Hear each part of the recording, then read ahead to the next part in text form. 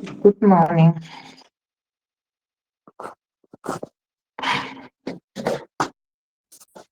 Good morning, Prof. Okay. So, may your rep please call the rep of the PCS and tell them that there are no PCS in this platform, I hope. It's only CCS, no? So please Yes, Prof. tell the rep of the PCS that I will join them in their own link at 8:30, if that's fine with them. If not, she'll have to call me at 8:30.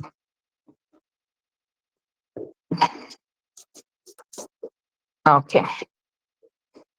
Okay, I'll just give the rep 1 minute to call the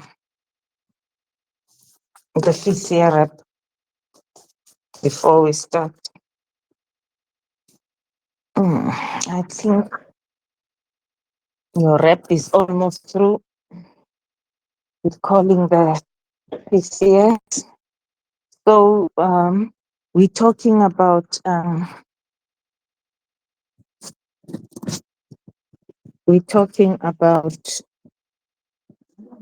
salivary gland tumors.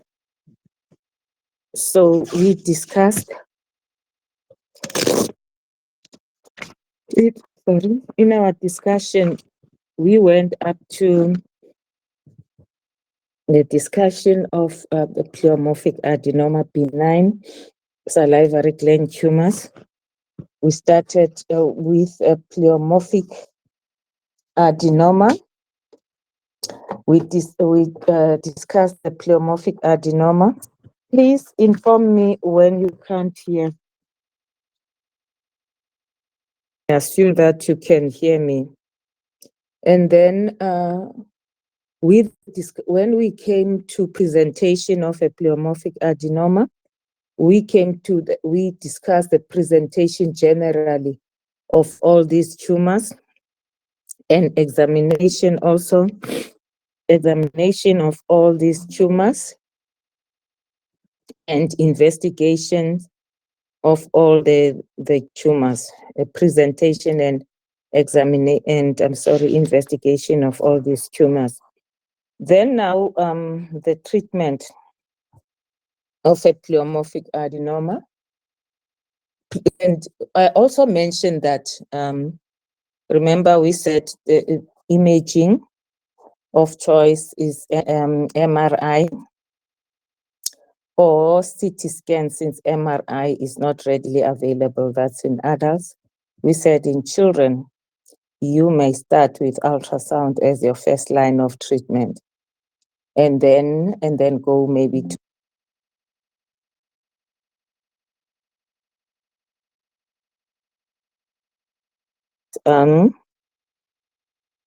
ultrasound guided FNA. But we mentioned the fact that in some cases you can use your TrueCut biopsy, the TrueCut biopsy. We said FNA is because of the vital structures that surround these salivary glands. That's why we say FNA, but in some cases you could use image-guided TrueCut biopsy. We mentioned scrape cytology, etc. I also mentioned that, let's say you do a biopsy, an FNA, and the FNA is not diagnostic. You could go on now and do a superficial lobectomy as a biopsy, and meaning that if it's a pleomorphic adenoma, it's a benign disease, then that superficial parotidectomy would also have been a treatment, part of treatment then. Okay, so the treatment of a pleomorphic adenoma, which will also be the treatment of salivary gland tumors, benign salivary gland tumors, is superficial parotidectomy. And if in the rare cases where the tumor might involve both the superficial and the deep lobe, it will be a total parotidectomy. But most of the time it affects only the superficial lobe. So superficial parotidectomy with preservation of the facial nerve. So if you are asked, what is the treatment of a pleomorphic adenoma?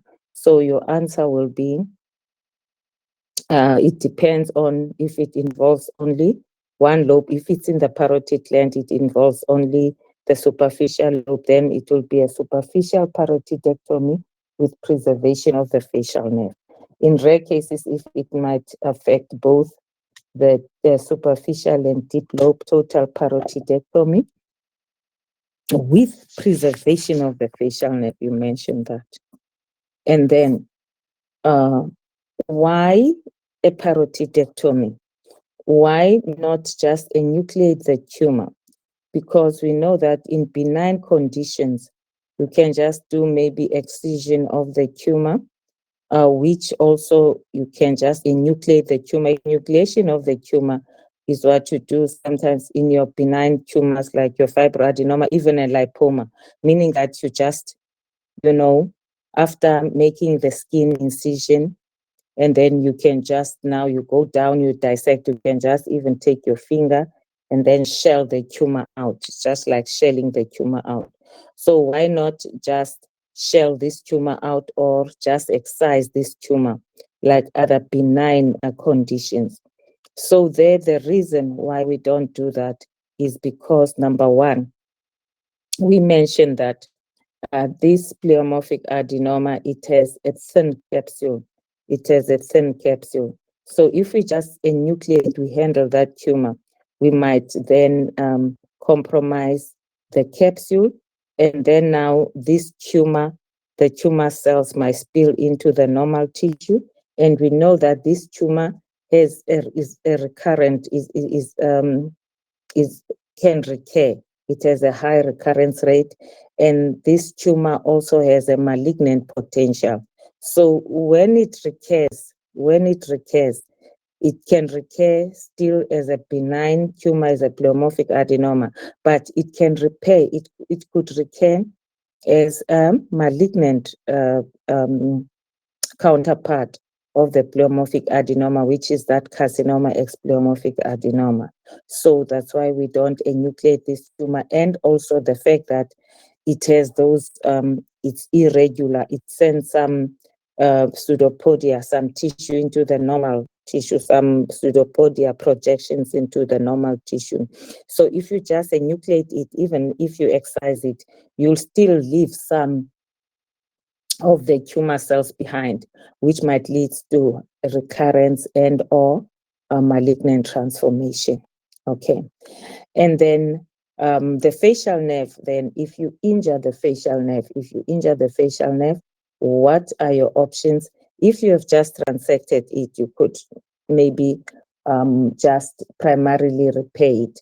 But if, let's say now it is injured, there is a segment, a defect, a long defect, then it means that you must use a graft, must use a nerve graft.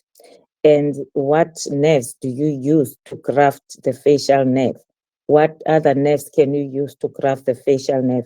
You can use, you must listen carefully now, and you can write down, you can either use the greater auricular nerve, write down, the greater auricular nerve, which is also in the vicinity there of the, also in the neck, in the area of the parotid, the greater auricular nerve, right?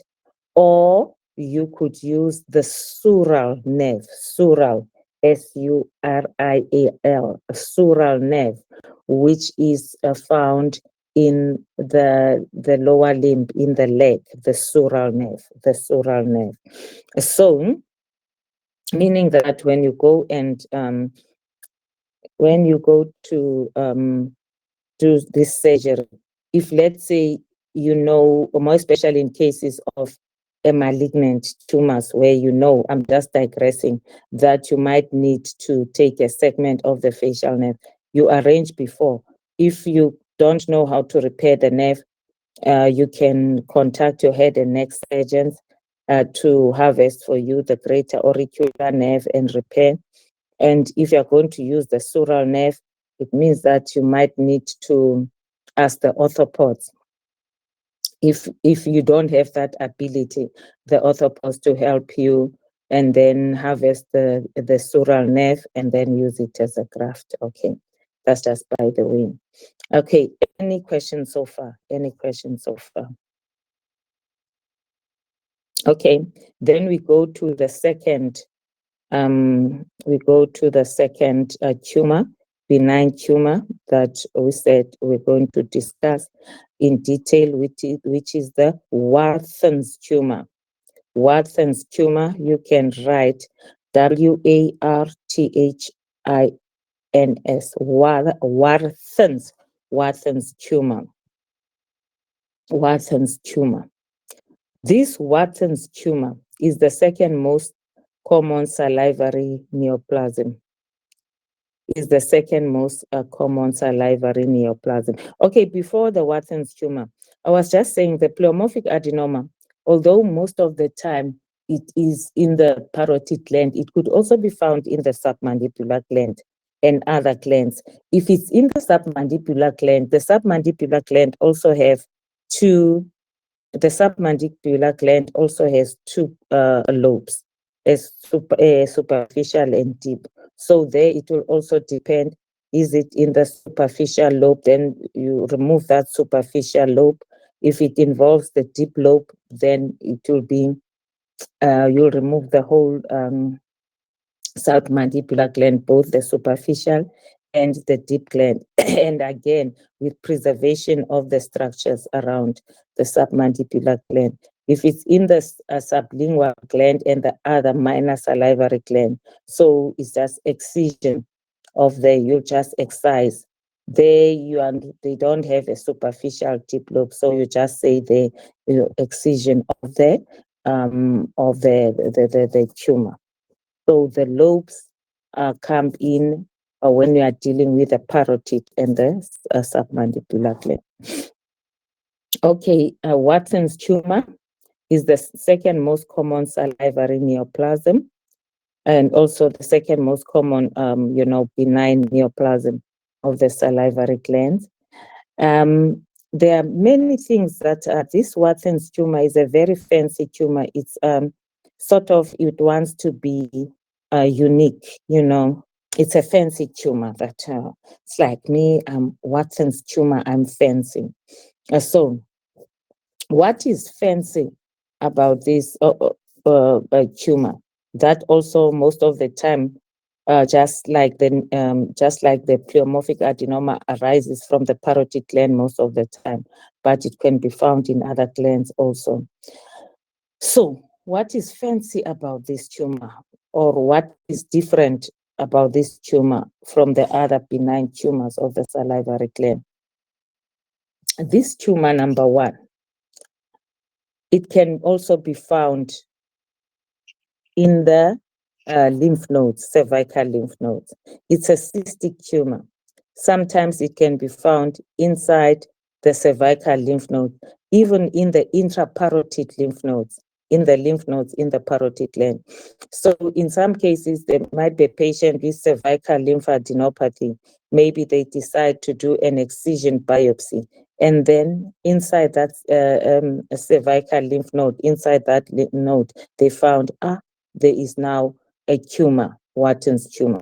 So it's a cystic lesion that can also, it's not only found in the glands, in these salivary glands, it might be found inside lymph nodes. And this tumor, remember we said benign tumors are more common in females. We said benign salivary gland tumors are more common in females, and we said the malignant ones are distributed equally at a ratio of 1:1. But this particular tumor, the Warthin's tumor, is more common in males. It's more common in males. And then, so this tumor is more common in males.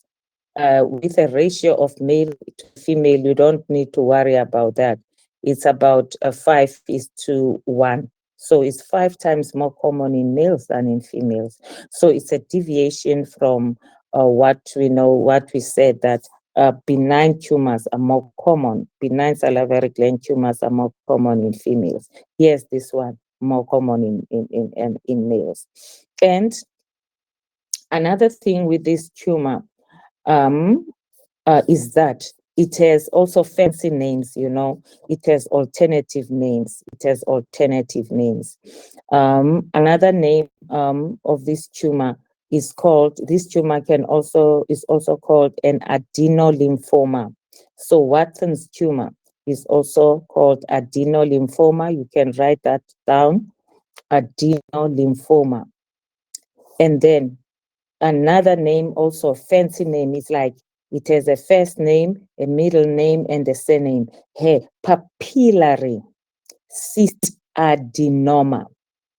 Papillary cyst adenoma lymphomatosum.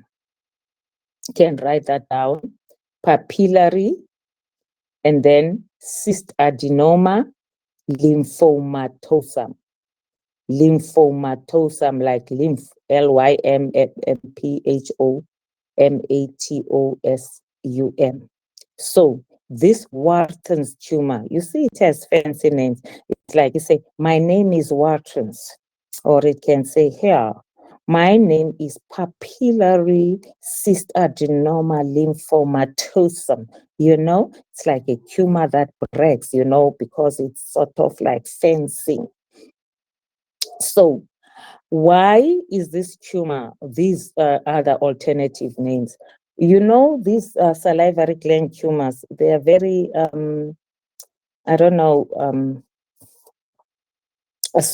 lot of controversy, because this tumor is also of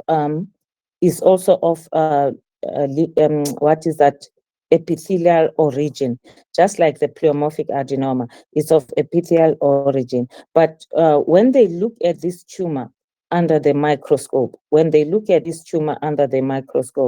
so what do they find? When they look at this tumor, most of it is glandular tumor, is tumor of epithelial origin. That is this glandular papillary glandular tissue. But when they look at it, there's also elements of lymphoid tissue. There's lymphoid tissue. So it's not only this cystic papillary glandular tumor. There's also some lymphoid tumor. Hence, the alternative name adenolymphoma. Adenolymphoma means there's a glandular tissue and there's also now this lymphoid tissue, adenolymphoma. And also hence this name, the other name, papillary cyst adenoma lymphomatosum, because as I've said, when you look at it, it has this glandular epithelial papillary tissue. So that is where the papillary cyst adenoma comes from, but there's also lymphoid tissue, then the lymphomatosum. Okay. So we said fancy tumor. Just like pleomorphic adenoma, it's commonly found in the parotid gland, rarely in the submandibular gland and other glands, but it can be found in all glands. And then it can also be found inside lymph nodes, the cervical lymph nodes, and even intraparotid lymph nodes. And then this particular tumor deviates because from the norm. Other benign salivary gland tumors are mostly commonly found in females, but this one is commonly found in males, with even a ratio of 5:1. And then it has this fancy alternative name. Even Watson's tumor, Watson's is also fancy. And then it has this fancy alternative name. And then this particular tumor can, in 10% of cases, it is bilateral. You can write that down as well. You can just say bilateral in 10%. You can just say bilateral and write 10%, because you can't write the whole sentence. So in 10% of cases, it can be bilateral. and 10% of cases it can be multifocal. Okay. Now, does this tumor have a malignant potential? Does this tumor have a risk of developing into malignancy? Unlike the pleomorphic adenoma, no. This particular tumor does not have any risk of malignancy. It doesn't have a malignant potential. But this tumor, it has a recurrence rate. It can also recur, just like Wharton's tumor, but it has a lower recurrence rate, very low recurrence rate of about 2 to 5%. Whereas the pleomorphic adenoma, the recurrence rate can go up to 40%. So this tumor, it does have some recurrence rate, but it's low. But it doesn't have a malignant potential. It can never be malignant. And its capsule, it follows the rule. It's well encapsulated. And then this tumor also, the risk factors for smoking and radiation exposure are risk factors for the development of this tumor. Smoking and radiation exposure are a risk factor. So again, Wharton's tumor, also known as adenolymphoma or papillary cyst adenoma lymphomatosum. The second most common benign salivary gland tumor, the second most common salivary gland tumor. And then this tumor is cystic tumor that might be found inside lymph nodes, either in the cervical region or even intraparotid lymph nodes. More common in males. And then risk factors, smoking and radiation. This tumor has a well encapsulated, is well encapsulated. The capsule is well defined. There, it follows the rule of being benign tumors. It can be bilateral. It can be multifocal. That is in 10% of cases.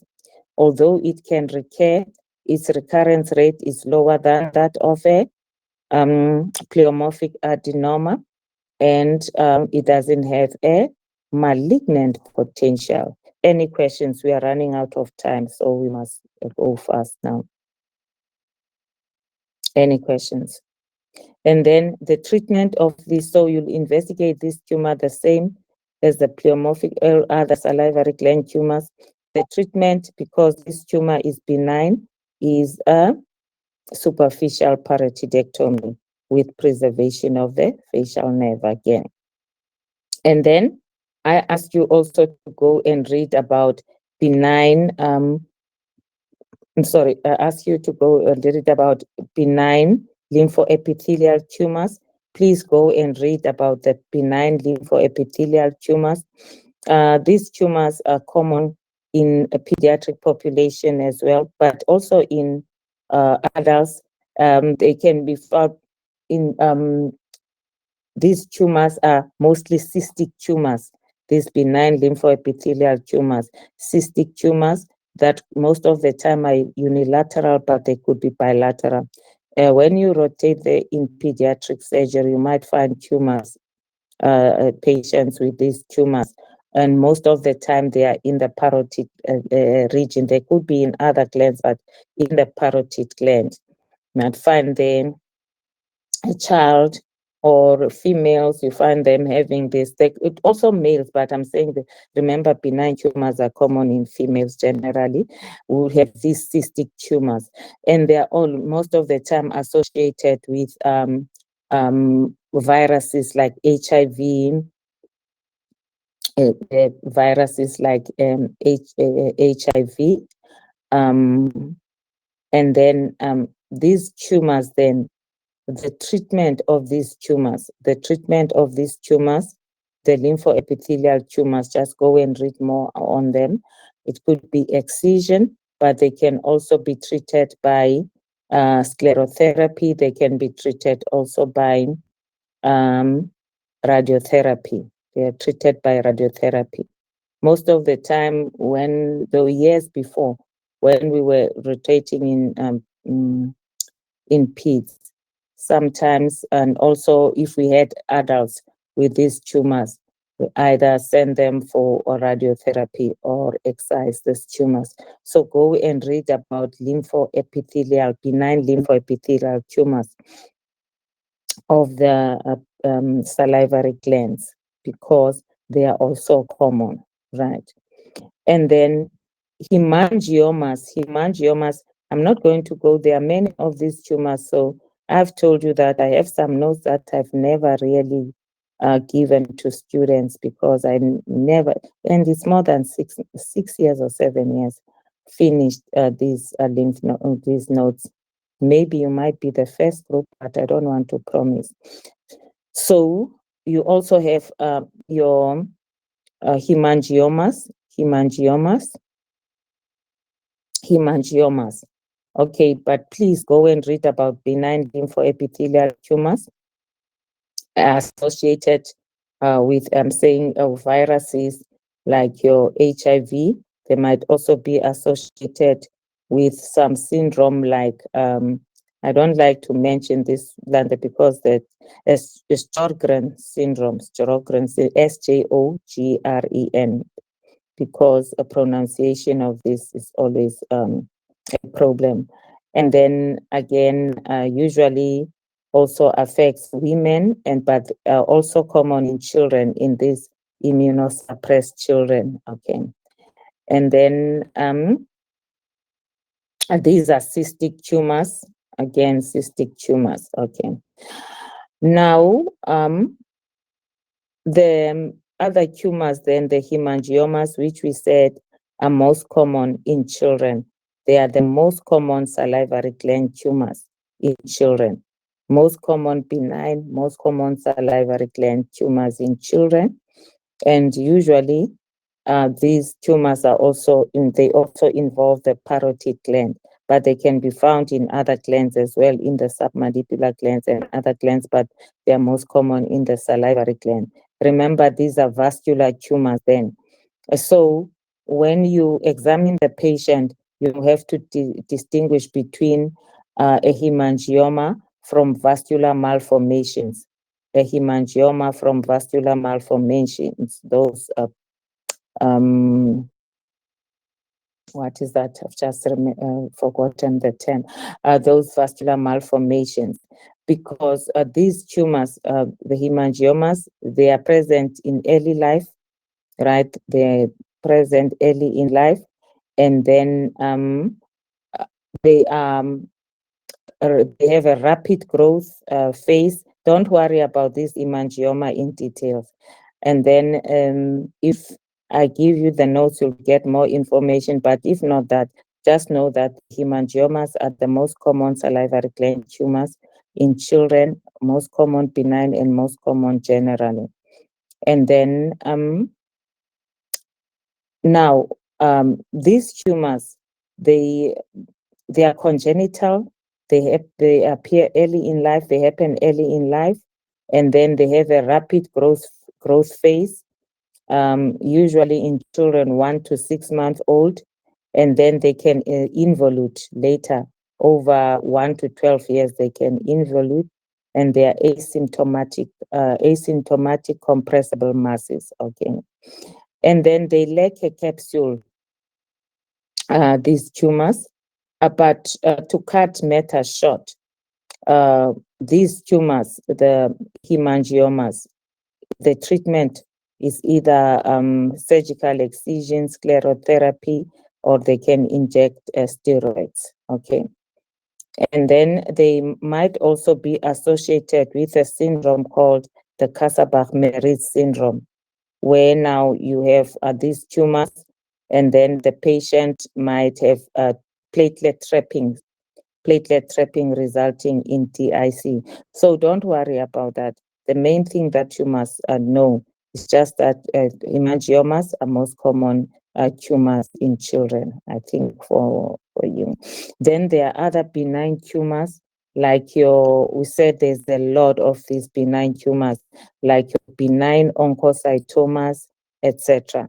So you can go and read on other benign tumors of the salivary glands, But in details, you go and read your pleomorphic adenoma, Wathen's tumor, benign lymphoepithelial tumors, including benign lymphoepithelial cyst, and then you could read around hemangiomas. Now, malignant salivary gland tumors. Malignant salivary gland tumors, if you don't have a question so far. Amongst the malignant salivary gland tumors, we mentioned a number of them earlier, that is on Monday, but the most common is the mucoepidermoid. That you must know, that the most common malignant tumor of the salivary gland is the mucoepidermoid carcinoma. Mucoepidermoid carcinoma. Mucoepidermoid carcinoma, which is the most common malignant tumor of the salivary glands, both in adults and in children. Is the most common malignant salivary gland, both in adult and children. Right. And then, but when we go according to the salivary glands, although this tumor is the most common malignant tumor of the salivary glands generally, when we look at the submandibular gland, it is not the most common, it is the second most common. The most common is the adenoid cystic carcinoma, okay.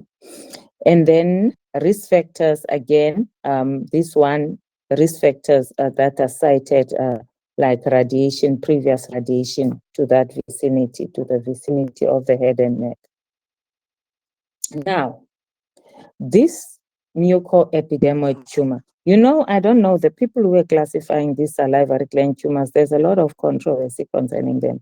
This tumor, the salivary, this mucoepidermoid tumor, is graded into grade 1, grade 2, grade 3, that is a low grade, intermediate grade, a high grade tumor.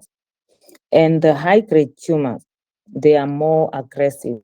As we know, high grade tumors are more aggressive than low grade tumors. So you might have a patient, you might have two patients with mucoepidermoid tumors, but one might be having a less aggressive condition if they have, let's say, a low grade tumor versus one with a high grade tumor. So the high grade tumors are very, very aggressive. Now, to say that when they grade a tumor, when they grade these tumors, they use, things like, mitotic index, you know, all those nuclear pleomorphism, and then mitotic index that they use for grading, even for breast cancer. But in addition to that, these tumors, although they are glandular tumors, these tumors are glandular tumors, but they also have a squamous cells. They are made mostly of glandular tissue, but there are also some squamous cells, right? They are totally of epithelial origin. They don't have any other tissue of mesenchymal origin, like pleomorphic adenoma, Wathen's tumor. They have only tumors of epithelial origin, but the epithelial origin, these tumors of these cells of epithelial origin is glandular cells, but also squamous cells. They also have squamous cells, right? There's a mixture of glandular and squamous cells. Now, for grading, in addition of to using the other parameters that are used in grading, like your mitotic index, they also look at the proportion of these types of epithelial cells, the proportion of the glandular cell to the squamous cells. So the more the squamous cell, the more aggressive the tumor. So the more the squamous cells, the more the more aggressive the tumor. So if you have a patient with mucoepidermoid tumor, I'm just making an example because they didn't quantify exactly how much squamous cell must there be for them to, the ratio of squamous to glandular tissue for them to say high grade. But I'm just making an example. Let's say if you have a patient with a mucoepidermoid tumor, you find that maybe more than 90% is glandular tumor, and then the squamous component is very low, then that will make it a low grade. But now if you find, again, let's say you have a mucoepidermoid tumor, you find that now the squamous component is higher, maybe is 30% or so, then that might be then they say this is a high-grade tumor. So the more the squamous cells, the more the poorer the prognosis. Okay, so let's go again. We are discussing now malignant tumors of the salivary glands. We said the most common malignant tumor of the salivary glands, which is both in adults and children, is the mucoepidermoid carcinoma. But it is the second most common in the submandibular gland. Okay. And previous radiation is a risk factor for developing this tumor. And this tumor, it contains a mixture of squamous cells, so squamous cell, mucous cells, and then, but it is a squamous cell and glandular cells. It has squamous cell and glandular cells. So this tumor, the more the epithelial cells, the more the squamous cells, the more aggressive this tumor becomes. The higher the ratio of squamous cells to glandular tissue, it makes this tumor more aggressive. Hence, this tumor is graded into 3 grades: low grade, intermediate grade, high grade. High grade tumors that are the high grade cells are the high grade tumors are very aggressive. So it means that with the high grade tumors, the proportion of the squamous cells is even more than 50% there, because they say these tumors, the grade 3 tumors, they have predominantly squamous cells. They have predominantly squamous cells. So they resemble a squamous cell carcinoma, the high-grade tumors. There's a higher component of squamous cells. And then these tumors, they say they have they can also now recur. They have also, remember, they are malignant. We are not surprised with a high recurrence rate. They have a recurrence rate of about 25, 30%, but don't worry about the percentages. But we are not surprised. We were surprised with pleomorphic adenoma and also your Watkins tumor. They are benign. Why should they recur, have a high recurrence rate? But this one is a malignant tumor, has a high recurrence rate as well, and then also a distant metastasis. You know, they can metastasize distantly. We are not surprised about that. They are malignant tumors. So the takeaway about this tumor, the most common malignant tumors of the salivary glands, and then these tumors are classified into, they are graded into grade 1, 2, and 3. In addition to using other parameters that are used for other tumors for grading, this one, you also use the squamous cell component, because this is a tumor which, in addition to the glandular tissue, there's also squamous cells, squamous tissue. And so the higher the squamous component, the more aggressive this tumor. Okay. I don't know if you have any questions. And the second tumor that we are going to discuss are the malignant tumors. The others we won't discuss in details, is the adenoid cystic carcinoma. The adenoid cystic carcinoma. Adenoid cystic carcinoma is the second most common malignant tumor of the salivary gland, but they say it's uncommon in the, but it's the most common in the submandibular gland is uncommon in the parotid gland. They say it's uncommon in the parotid gland. In the parotid gland, it's about 2 to 6% of the tumors of the parotid gland. So it's uncommon, but it's the most common in the submandibular gland. So adenoid cystic carcinoma being the second most common malignant tumor of the salivary gland, but in the submandibular gland is the most common in the submandibular gland.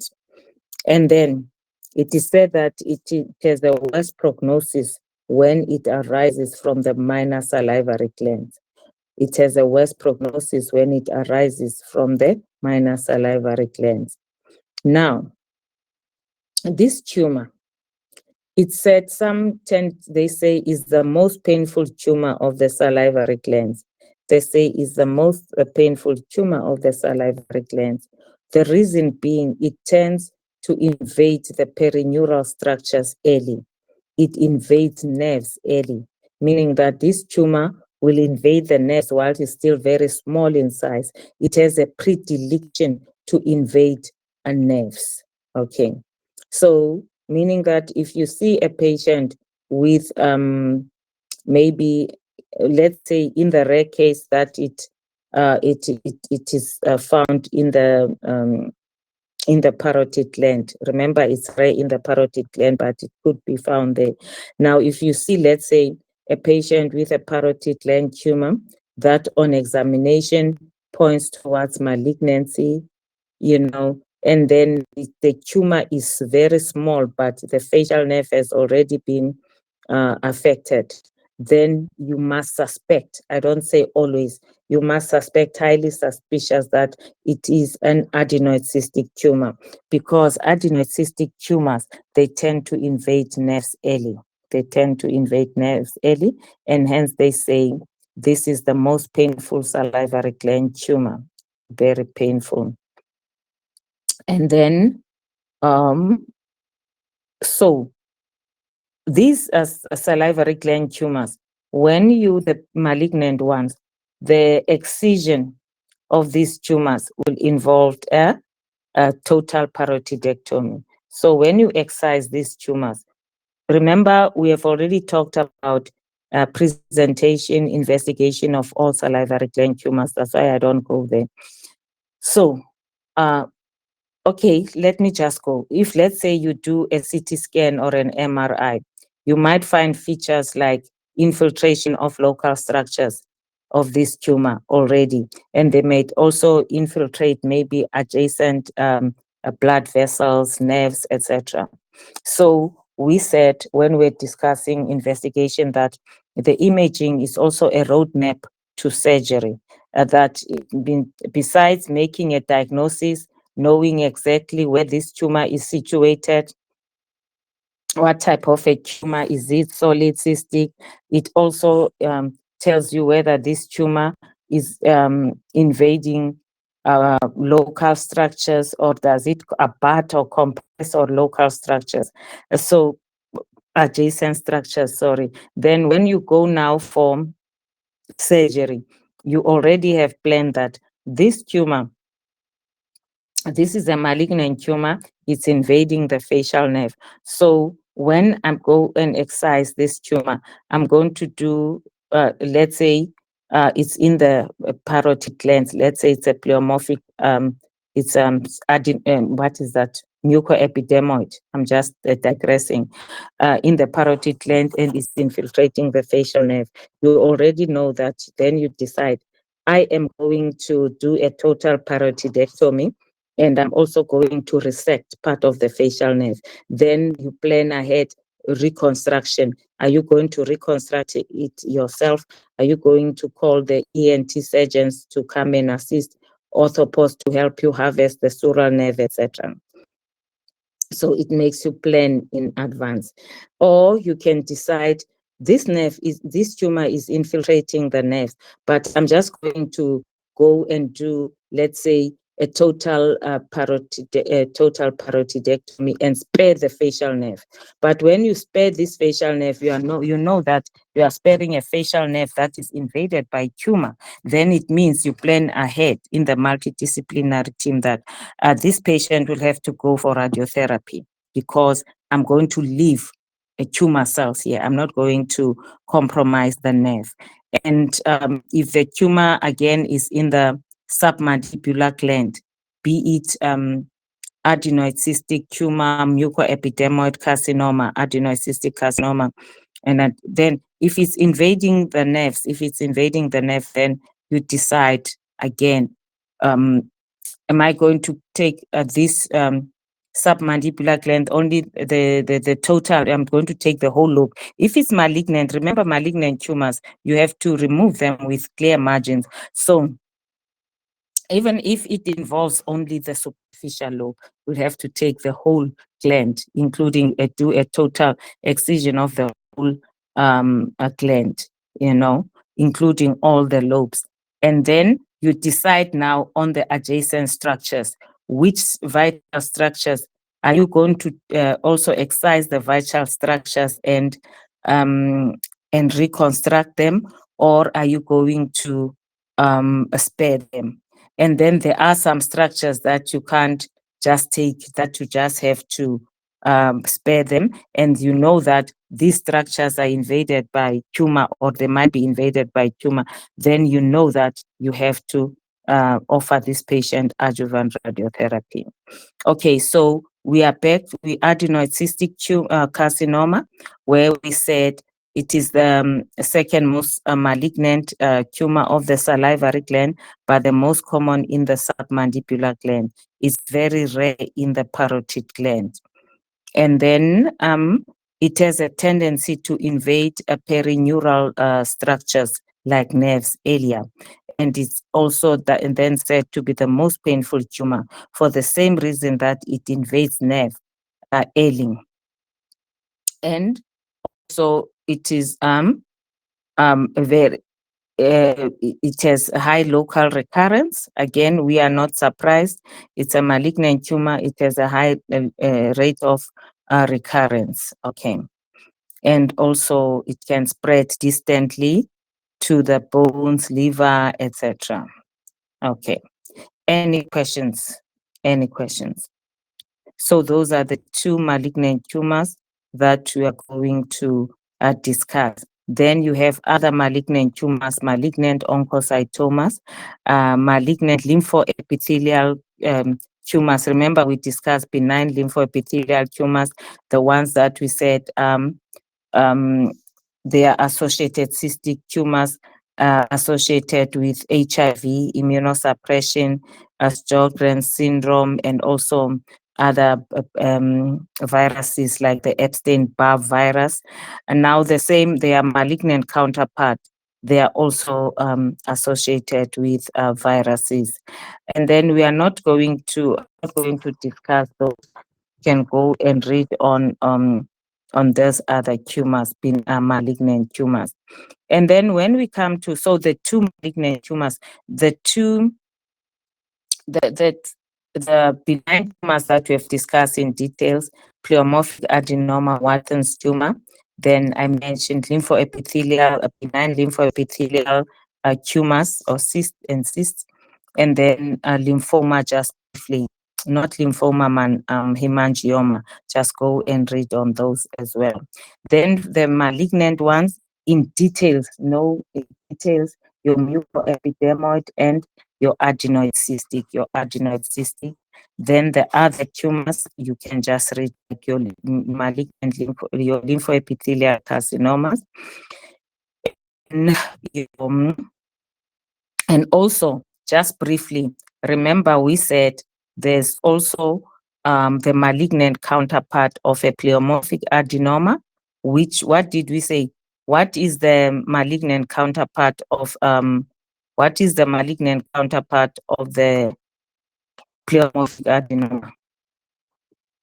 What is the malignant counterpart of the pleomorphic adenoma?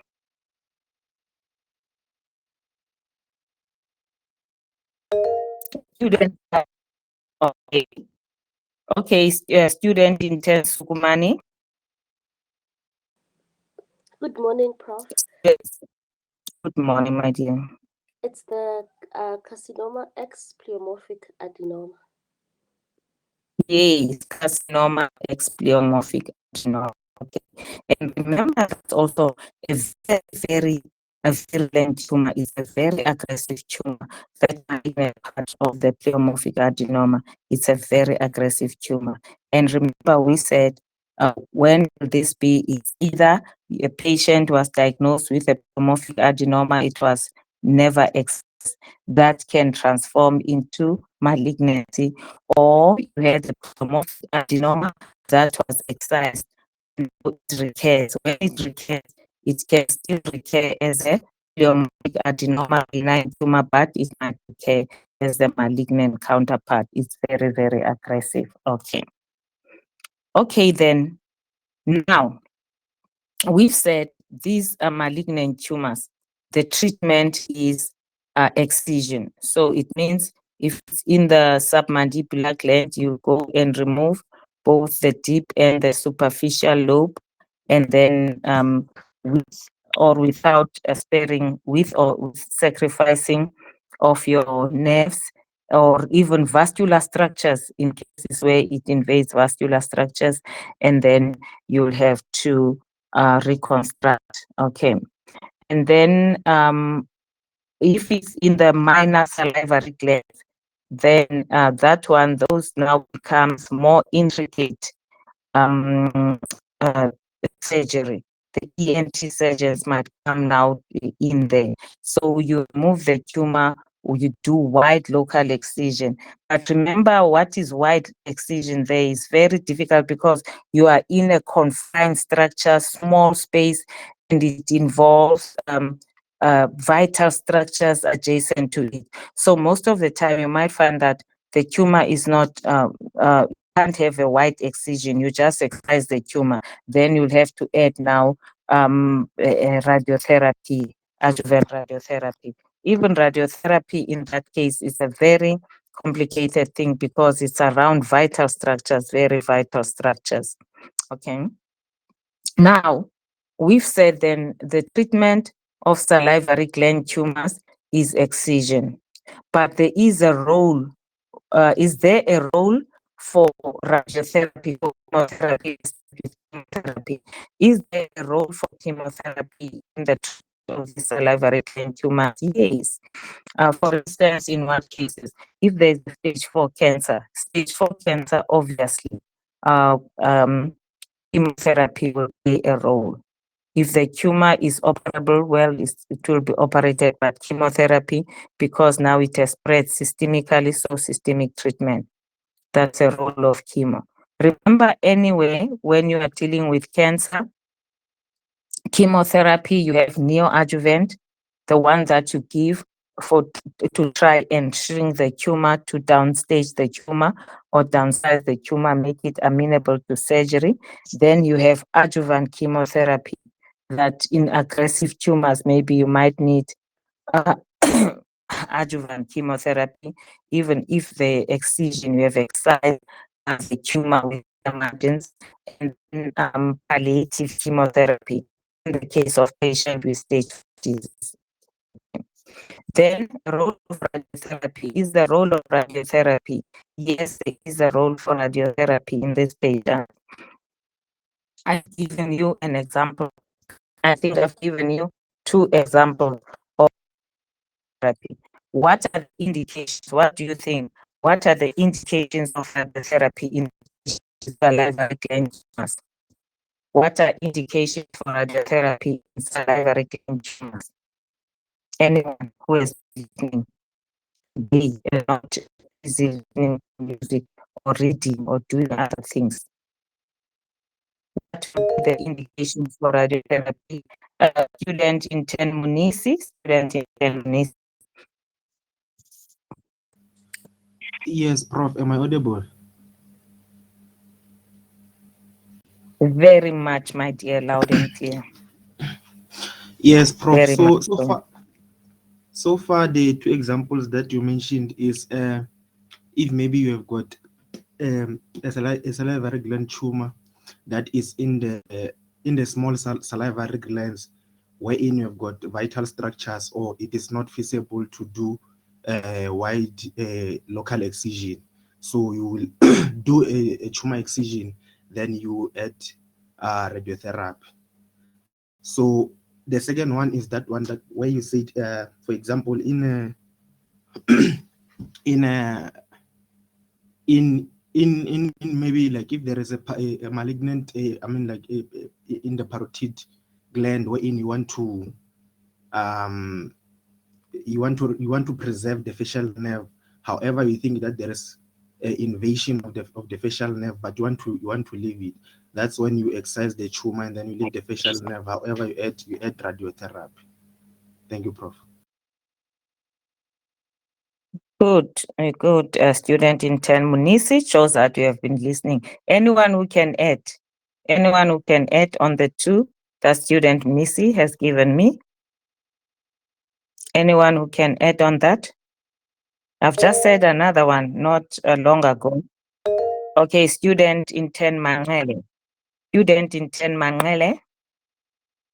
Student in 10 Mangele. Good morning, Prof. Good morning, my dear. So, Prof, another one that I noted, you said when there's a stage 4 cancer.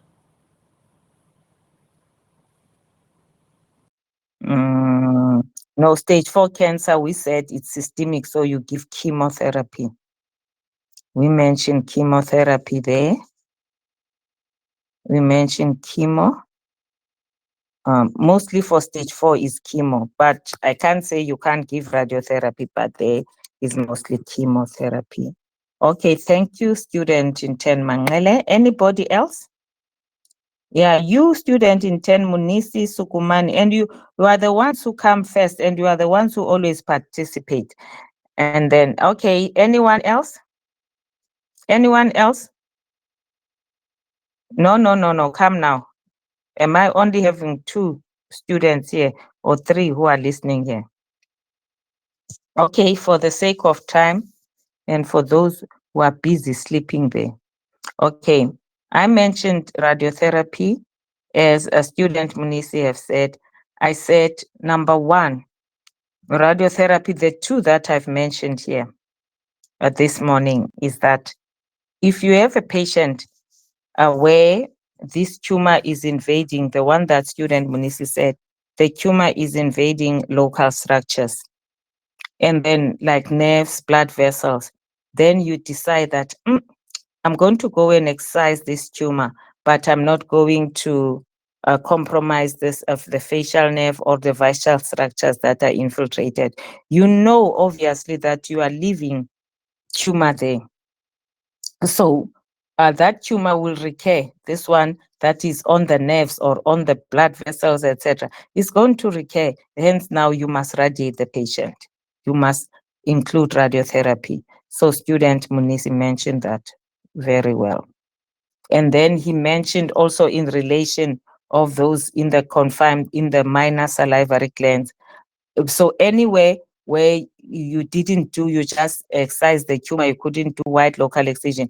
Anywhere where you know that you haven't excised all the malignant cells, you must add radiotherapy, adjuvant radiotherapy, to prevent recurrence. Another one that most of you missed, I said also in cases of aggressive tumors, even if you have excised the whole tumor, if you have aggressive types of tumors, if you have aggressive type of malignant tumor, for instance, if you have your aggressive types, like which tumors have I mentioned that are aggressive? Grade 3 mucoepidermoid tumor. If you have a grade 3 mucoepidermoid tumor, those are aggressive tumor. Remember, if you have an aggressive tumor, the higher the chances of recurrence. If you have a grade 3, an example, you have a aggressive tumors like your grade 3 mucoepidermoid tumors, carcinoma, pleomorphic adenomas, all those tumors that are aggressive, even if you have excised them with clear margins, you must give adjuvant radiotherapy to prevent recurrence. So number 1, it's where you know that you have not excised all the malignant tumor cells. And then let's say you preserve the vital structures. And then where you couldn't do a wide local excision, maybe a wide excision of the tumor. Let me not forget wide local, a wide excision of the tumor with clear margins because of the vicinity where the tumors are. That example of those minor salivary gland tumors, you have to add radiotherapy. If you have an aggressive tumor, it doesn't matter whether you have excised it with clear margins, you have to add radiotherapy because their recurrence rate is high. Which tumors are these? These will be tumors like your high-grade neuroepidermoid tumors, your malignant counterpart of your pleomorphic adenoma. Those are aggressive tumors. And then also, if you have a patient with malignant tumor of the salivary gland, but the patient is inoperable. This patient is not, this tumor is inoperable. There are some cases where the tumor is inoperable and or the patient is not fit for surgery. This patient has either an advanced tumor, a locally advanced tumor that is inoperable, or is the patient itself is not fit for surgery, has got a malignancy. Generally, you can offer this patient radiotherapy. So this radiotherapy can either be adjuvant. Adjuvant is for those patients who are post-op, the first examples that I've mentioned. This one now, it will be palliative because this patient, you are not going to operate on this patient. The tumor is not operable or the patient himself is not fit for surgery. Then that one is a palliative radiotherapy. So for a patient with inoperable tumor or the patient, you can't excise the tumor because the patient is not fit for surgery. And then also in an now neoadjuvant setting, maybe in some cases where you might try to shrink the size of the tumor to make it operable. Okay. So those are the indications for radiotherapy. And we mentioned indications for chemotherapy is for stage 4 disease, you know. So that one, a palliation stage 4 disease, but it might also be given as adjuvant chemotherapy as well. Okay. Any questions? Any questions on the role of chemo and radiotherapy?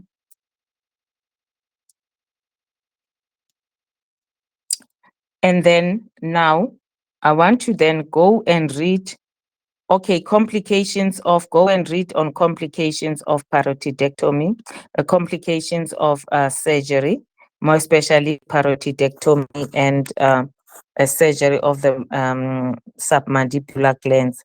Parotidectomy, start with that. What are the complications?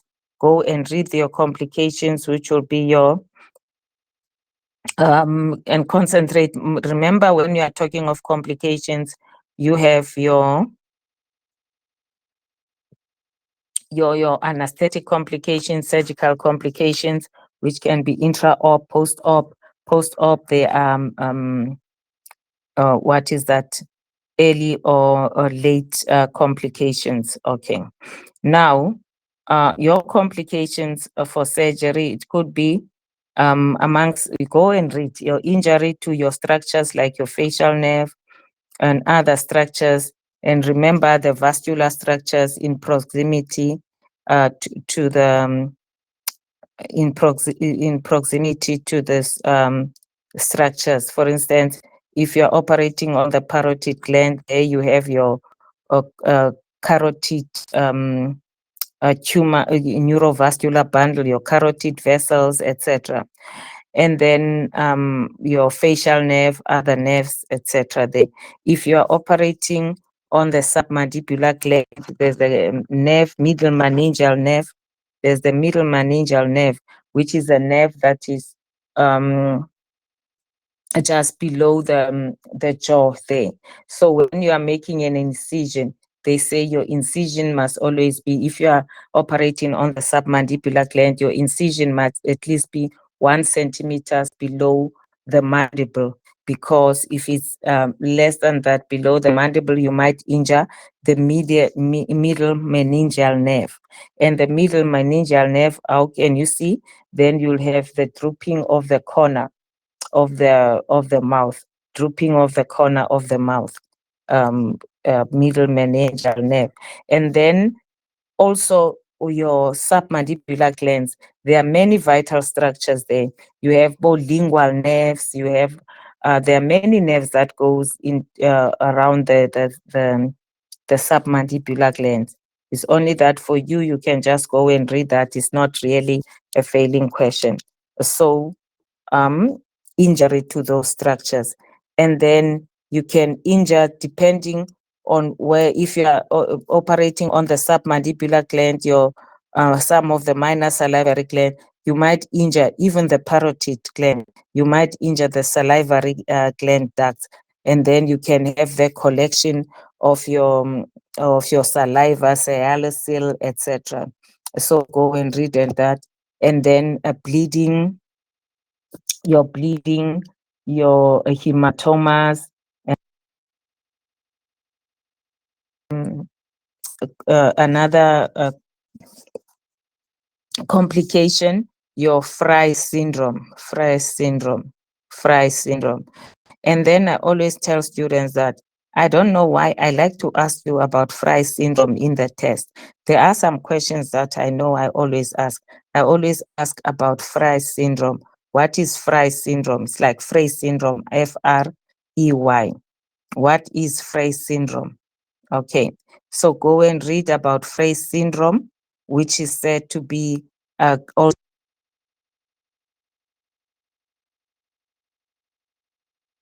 gustatory syndrome.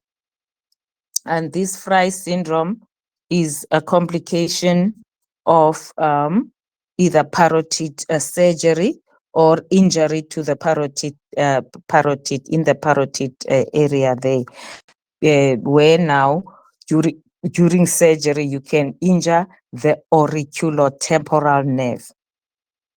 It is due to injury of the auriculotemporal nerve, either during surgery of the parotid gland or injury in the vicinity of the parotid gland. Injury to auriculotemporal nerve. Remember when we are talking about grafting, if we use a graft, we said you can take the sural nerve or the greater auricular. Never take the auriculotemporal nerve. Auriculotemporal nerve is a branch of the fifth nerve. The trigeminal nerve is a branch of the fifth nerve. It's not the seventh. It's not the facial nerve. A fifth nerve. So this auriculotemporal nerve, it has it supplies both the parotid gland and the sweat gland. It supplies both the parotid glands and the sweat glands, and it has both sympathetic and parasympathetic fibers. And but this nerve, okay, let's start. What is this gustatory Fry syndrome? So Fry syndrome, when you injure this auriculotemporal nerve, the patients now might present with a syndrome where when they are perceiving food or they are hungry, they perceive the smell of food or they think of food instead of salivating. Remember, if you are passing by, even there, the hospital, the kitchen, you are hungry, and then you perceive a smell of food, or anywhere somebody is eating nice fish and chips, and you are hungry, what happens? You tend to salivate, isn't it? You tend to salivate. Now, if there's injury of this auriculotemporal nerve, instead of salivation, the sweating around the cheeks here, in the area that is innervated by this auriculotemporal nerve, they tend to sweat instead of salivating. Why is this? That's why it's also called the gustatory syndrome. Why is that? Is because this auriculotemporal nerve, as I've told you, it innervates both the parotid gland and the sweat gland, but it has a sympathetic and parasympathetic fibers. So normally, the parotid gland is only innervated by parasympathetic fibers. Your parasympathetic, I'm telling a lie. Forget that. Normally, the parasympathetic fibers, they only go to the parotid gland. Not that the parotid gland is only, no, not that statement. Normally, the parasympathetic fibers only they only innervate the parotid gland. They don't innervate your sweat glands. But your sympathetic fibers, they go to both the sweat glands and the parotid glands. So, in other words, you can say the parotid glands is supplied by both sympathetic and parasympathetic. The parotid gland is supplied by both sympathetic and parasympathetic fibers of this nerve, but the sweat glands are only innervated by the sympathetic fibers. So when there's injury to this nerve, the auriculotemporal nerve, when it's healing now, remember there's going to be healing, fibrosis and all that. There might now be cross linkage now where instead of them, instead of the sympathetic, instead of the sweat glands only be innervated by sympathetic fibers, then now some of the parasympathetic fibers that usually only innervate them, the parotid gland, will cross-link now and go and innervate the salivary glands. Hence now, the salivary glands that normally are they only receive sympathetic fibers. Now they are going to receive also parasympathetic fibers. And then hence now, there's going to be that when a patient now, instead of salivating only when they perceiving food, they sweat and even turn red and sweat around the area there on the cheeks that is supplied by the auriculotemporal nerve. Just go and read about that. I know it's a little bit confusing. So this Fry syndrome is not a failing question for you. It's not a failing question for you. Nobody, I can't fail you and say I failed a student because the student didn't know about Fry syndrome. But remember, the more you know, the better the marks, okay? And then read other complications as well. And then go and read about staging of your salivary gland tumors. So your staging of your salivary gland tumors is just like your AJC-TNM staging of all head and neck tumors. Staging of all head and neck tumors, TNM, where the T again stands for tumor. Here again, you use size, just like in the breast, you use size. But the difference is that the T1 is the same as in the breast, 2 centimeter or less. The difference is T2. T2 in the breast, and you go up to 5 centimeters. But in the head and neck tumors, T2 goes up to 4 centimeters. That's the difference. And then you have a T3. You have your T3 now, the tumor which has gone beyond the tumor, and then T3 now, it also involves now more than 4 centimeters, and T4 it's invading adjacent structures like your cranium, your jaws, etc. Adjacent structures for T4. Go and read about that. And then your lymph nodes, N1, N2, N3 is also according to how many lymph nodes are involved. N0, no lymph nodes involved. N3, lymph nodes involved, 3 or less. And then N2, etc., more than 3. Go and read that between 3 and 6. And then N3, 6 lymph nodes or more. Go and read about your TNM classification, staging of your head and neck tumors. And then lastly, also something that is not, okay, something that the levels of your levels of cervical lymph nodes levels. Before we start our next lecture on Monday, which will be on breast. We'll start breast. I'm going to ask you about the staging. Go and read the staging. I'll take the first 10 minutes, ask you about staging and the levels of cervical lymph nodes. You know, you have 7 levels of your cervical lymph nodes, but some books end at 6 because the 7th is in the upper mediastinum. So they end at 6. Go and read your levels of your cervical lymph nodes. And then from there, types of cervical lymph node dissection. What is radical neck dissection? That is cervical lymph node dissection. What is radical? What is modified radical? What is selective? And all those things like the different dissection of cervical lymph nodes is not failing question. It's not a failing question for you. You'll still pass, get your pass back, but no, remember, the more you know, the better the marks. So on Monday, then we will start with a breast. Go and read on your history and examination of the breast. And then we'll start with that. And before that, I'll take 10 minutes to ask you about AJCC staging of your head and neck tumors and the levels of cervical lymph nodes and the different types of cervical lymph node dissection. And when I say go and read, I don't say only student in 10 Mangele, student in 10 Munisi, student in 10 Sukumani, or the others who always answer. I mean everybody. I'll go there and ask people one by one to answer. Okay. And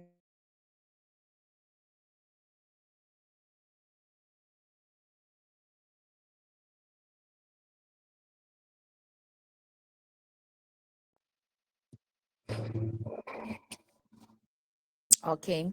Any questions? Going for the first time? Any questions going for the second time? Any questions going for the third time? Thank you for watching. Thank you for watching. How many are you in this class? Class rep, group rep, how many are you? Yeah, 43, Prof. You are 43. So here there are 3 people. There are even 4 people who did not join. I just want to see, okay, let me take a snapshot of the people. I want to see these ones who are not attending. And guys, there are some of you, you are not even going to the wards. Some of you have not even been going to the wards.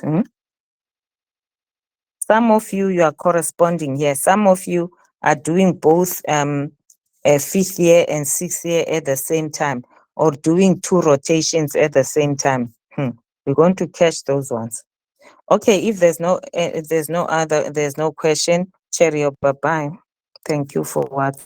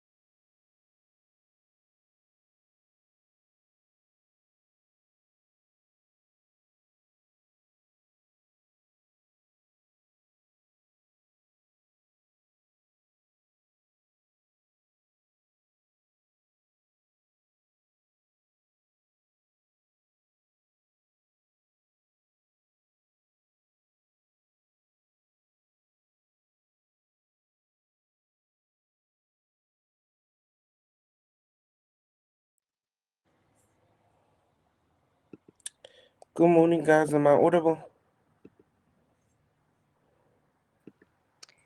Good morning, Doctor. Yes, you are audible. All right, thank you. Let me just share my screen. Can you see the presentation?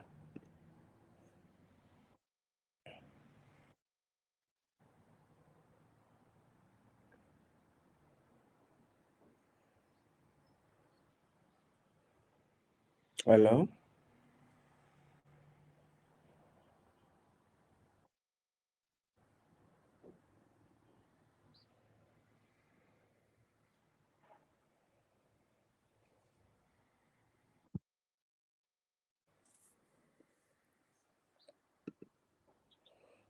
Are you guys able to see my screen, like the presentation?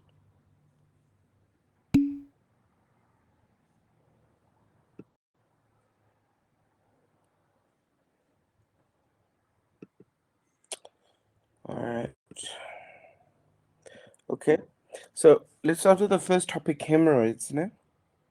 So in terms of hemorrhoids, the pathophysiology, they are cushions of highly vascular tissue within the submucosal space, and they're a normal part of the anal anatomy.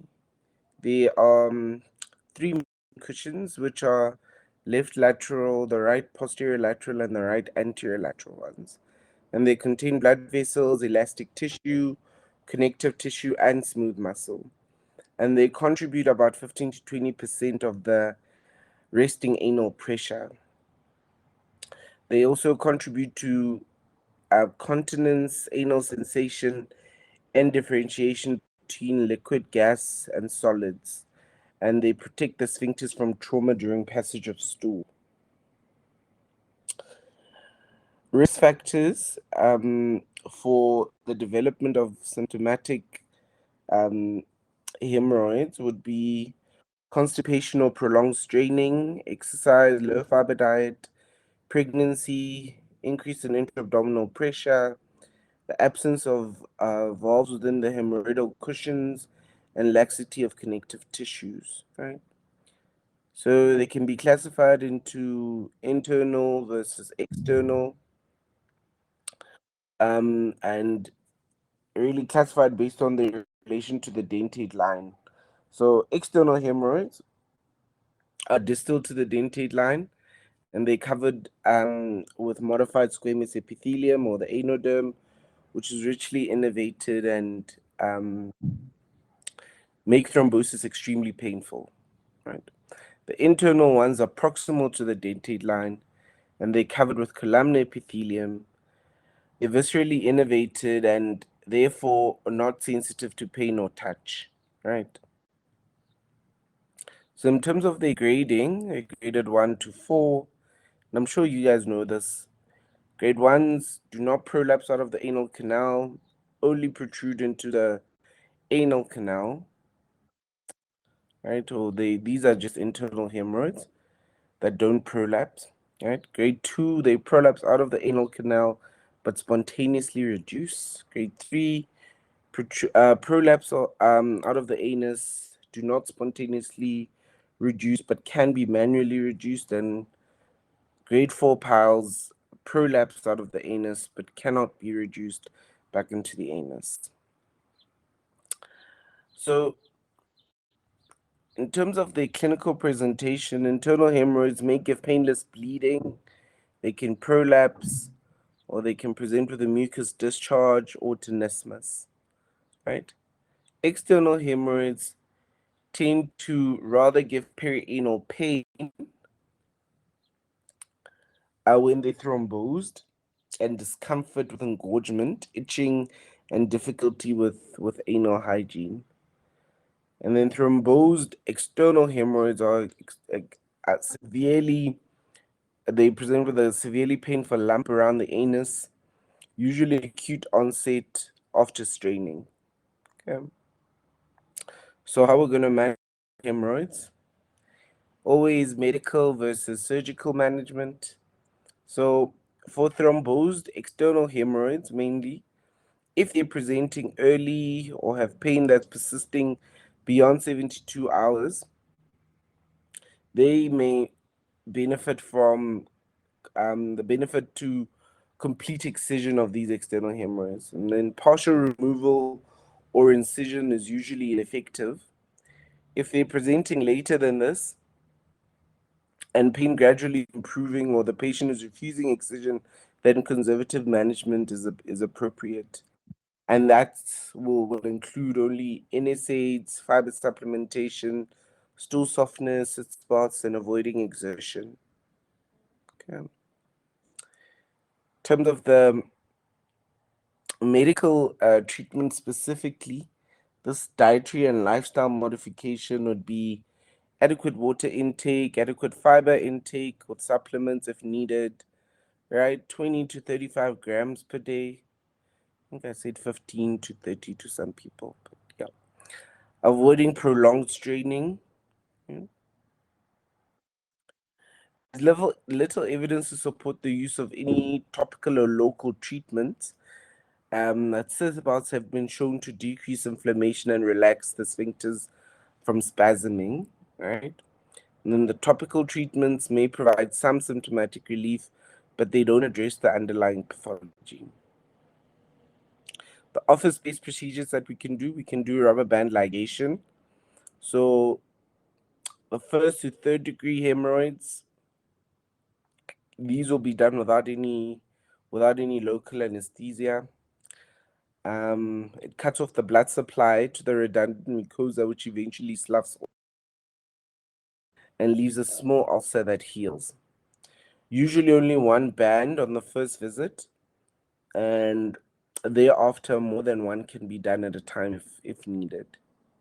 Okay. The complications of rubber band ligation, usually a little bit of pain, right? Bleeding, you can have abscess formation, urinary retention, and band slippage. Response to multiple sessions of banding is good, but the recurrence is reasonably high, and depending on the length of follow-up, it ranges to about 11%. Okay. And the other thing we can do is sclerotherapy, which is injected into the submucosa at the base of the hemorrhoids. Usually a maximum of 2 sites at a time, and often used, the agents that are used would be either hypertonic saline or 5% phenol. Okay. So in terms of using bipolar diathermy to do a hemorrhoidectomy, the success rate is about 88 to 100% for grade 1 to 3 hemorrhoids. Complications are rare, but these will include bleeding, fissure, especially if the probe is inaccurately applied. The surgical ones would be a conventional, well, in terms of the conventional hemorrhoidectomy, open versus closed. The Mulligan-Morgan is for internal and external hemorrhoids, which are excised and suture ligation of the breast of the hemorrhoids at the vessel. The mucosal defect is closed, but the skin is left open, right? So that would be the open hemorrhoidectomy. And the Ferguson is pretty much the same, but then the skin is closed. Okay. When you compare these two methods, a closed versus an open hemorrhoidectomy, there's a slightly longer operative time with the Ferguson, probably because you need to close the skin, but the duration of hospital stay and return to work is usually the same, and the Ferguson heals slightly quicker. However, there is a slightly higher rate of how am I saying anastomosis? Anyways, right. So you can use a harmonic scalpel as well. That can still be done open or closed. It's associated with an A-sharp formation, less pain post-op, improved wound healing, higher cost of harmonic handpiece is offset by the higher or the shorter operating time. So this harmonic scalpel is more expensive, but I mean the patients get to go home quicker, right? You can also use a ligasure. I'm sure you guys have seen that in theater. and it's been shown to have a shorter operating time, less post-op pain, less bleeding, and faster wound healing. Okay. There's also something called a Doppler-guided transanal hemorrhoidal ligation. Right? So an anal Doppler probe is introduced and rotated to identify the terminal branches of the superior hemorrhoidal arteries, which can then be ligated. It usually has less post-operative pain, low recurrence, low complication rates, however, slightly higher upfront costs. Okay. And that's the Hubble trial. I don't think you guys need to know about trials. So let's leave that alone. Okay. Another thing that you can do is a staple hemorrhoidectomy. This has really fallen out of favor, but it's just so that you know, it's usually used for prolapse hemorrhoids, right? And it involves removing a donut of mucosa and submucosa tissue, including hemorrhoidal tissue proximal to the dentate line. So you basically create a sort of circumferential anastomosis, and it divides the blood supply of the hemorrhoidal plexus. It disrupts the terminal branches of the superior rectal arteries, associated with significantly less post-op pain. The occurrence is usually about 5.7% at 1 year, right? And sometimes 8.5 in long-term studies. I think the main issue with the staple hemorrhoidectomy is anal stenosis, right? So people don't like this. All right. Complications of a hemorrhoidectomy, bleeding, right? So it represents suture failure or a failure of the energy device. It may be immediate, early, or delayed. It can sometimes be managed with plugging or suturing under local, but often requires a new examination under anesthesia. So usually the patient needs to really go back to theater. Okay. Other important complication of a hemorrhoidectomy is urinary retention. It's the most common complication of hemorrhoidal surgery, as high as 34% in some series. Pelvic nerves that innervate the bladder run in close proximity to the rectum and tend to be irritated by the procedure. Sacral nerves may also be affected by the spinal anesthesia. Severe pain can lead to sphincter spasm. And then running the patient dry in theater may help prevent this issue. That just means fluid restriction in terms of the anesthesia side. But otherwise, if they do develop this, you just simply catheterize them and you remove that catheter after 48 hours. Usually resolves, right? So you can have wound sepsis, but obviously that's exceedingly rare, which is counterintuitive considering that there's constant swelling of the area, right? So you would just do post-evacuation sitz baths, which can help with to clean the wound. Right? Some patients can develop incontinence. As with any anorectal procedure, that's a possibility. So remember, the cushions aid in incontinence to gas and liquid, and therefore you shouldn't do a hemorrhoidectomy in a patient who already has incontinence or borderline incontinence. Okay. So rectal varices, they shouldn't be confused with hemorrhoids. They're not the same thing. They usually will look more grape-like appearance and may be difficult to distinguish, right? So you must avoid any surgery in them and rather manage the portal hypertension, which is usually the cause for. It is the cause for rectal varices, okay?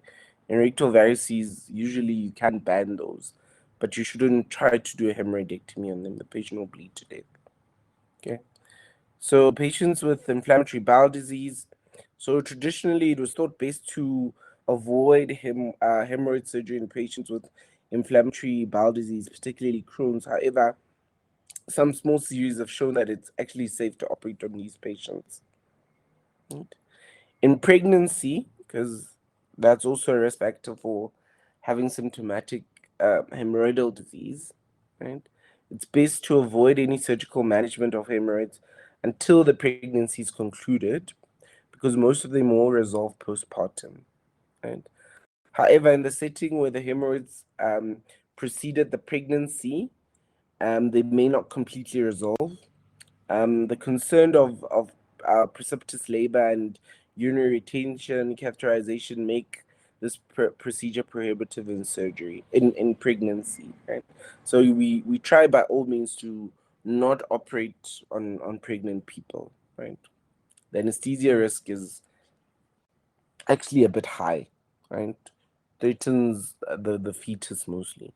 So you just wait, let them give birth, and then if they're still symptomatic past that 6-week marks after the puerperal period, then you can operate on them. Okay. Any questions before we move on? Please don't type because I can't see the chat box. Somebody needs to unmute and speak.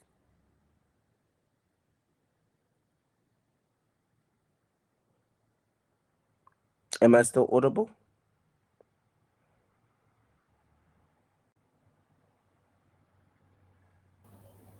Yes, doctor, is still audible. Okay, cool. So let's move on. Fisher and Arno.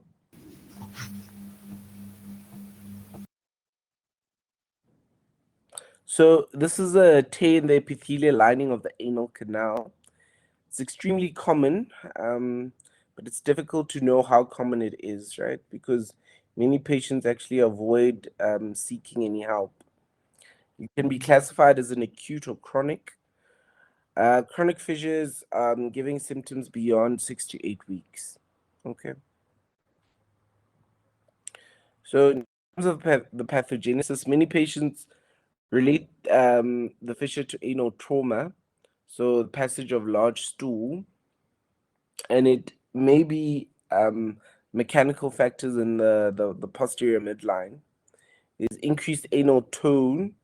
That's the leading hypothesis for the underlying cause. We are unsure as to whether the increased tone is the cause or effect, right? And another theory is relative ischemia in the posterior midline with hypertonicity, which may exacerbate the relative ischemia.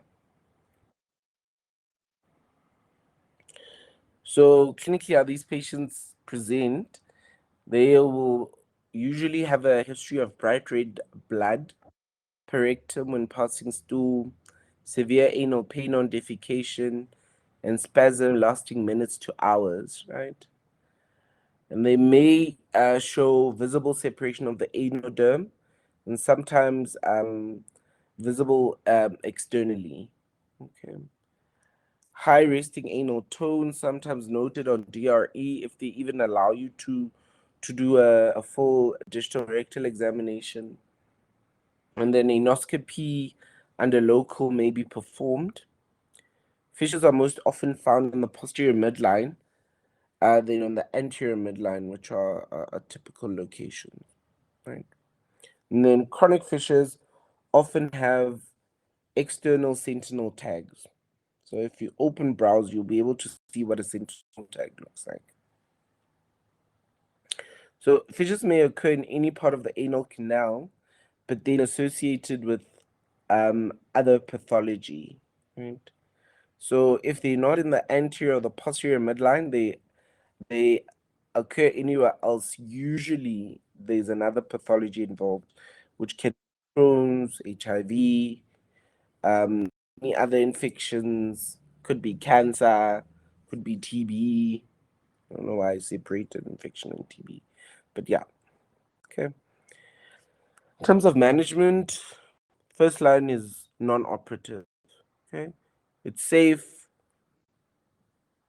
A few side effects. Multiple studies have demonstrated the efficacy of conservative management. Taking unprocessed bran or fiber and BD sitz baths results in fissure healing in 87% of patients in one study. And if they're chronic, unresponsive to conservative therapy, they are unlikely to respond to conservative measures, right? So that's usually for these acute fissures. And if you need to escalate the treatment, then you'll add some sort of topical treatment.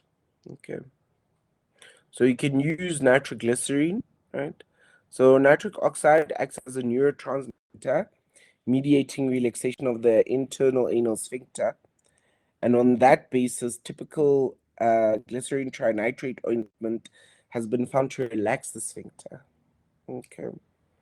The most common side effect is headache, right? So you must tell these patients. Well, the book says relatively mild, but from patients' experience, usually this headache is it's quite bad, and that's the leading cause of patients actually not using the medication anymore. So you must tell these patients upfront that they're going to experience a headache, right? Other thing we can use is calcium channel blockers. Nifedipine, diltiazem are the most commonly used. Both have been proven to decrease resting anal pressure. You can use them orally and topically. Usually the oral doses are quite high, so we don't like them because then they'll have the cardiovascular side effects, which we generally don't want, right? So better to use topical calcium channel blockers.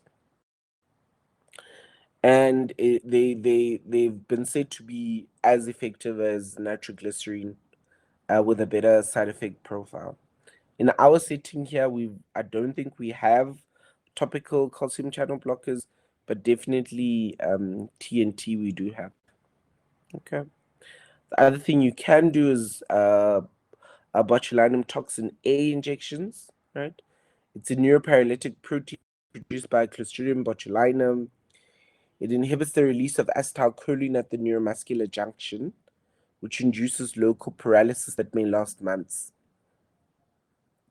So the dosing and injection location have not been standardized, but typically people use 10 international units going up, right? I think in our setting, we would typically use 40, and that would be our cutoff at any one time. Incontinence as a complication is exceedingly rare but possible, right? And the other feared complication of Botox injection is actually anaphylaxis. The rates of healing have been proven to be better than with placebo, or at least equivalent and slightly better. It can, however, be repeated if necessary and can be escalated to surgical management if it fails and has lower rates of incontinence compared to surgery. Okay.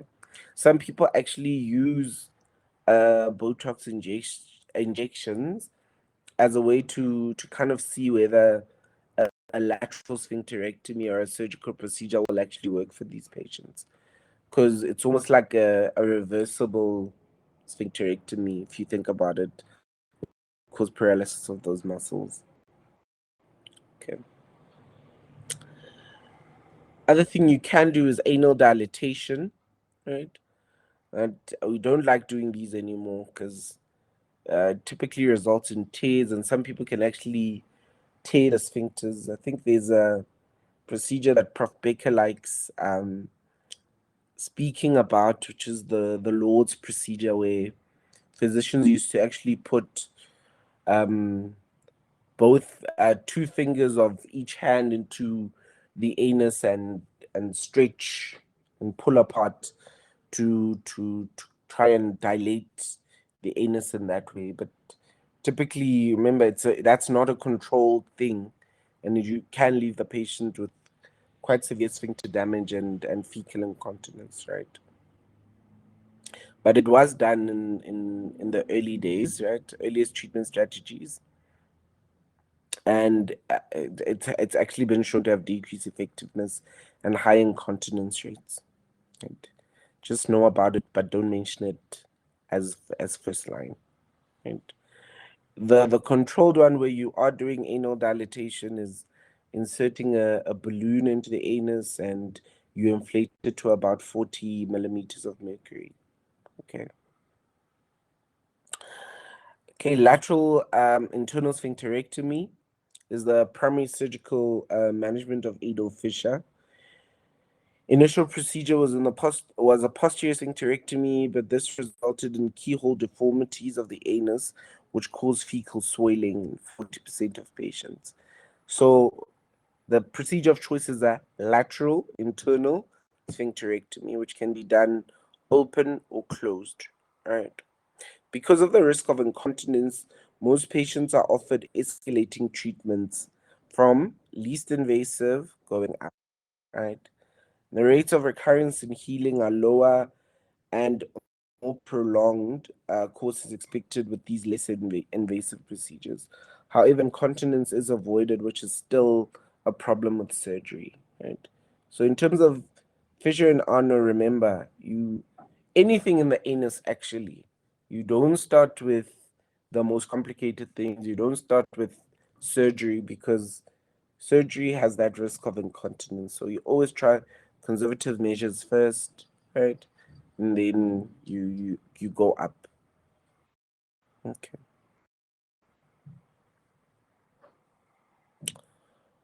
Any questions?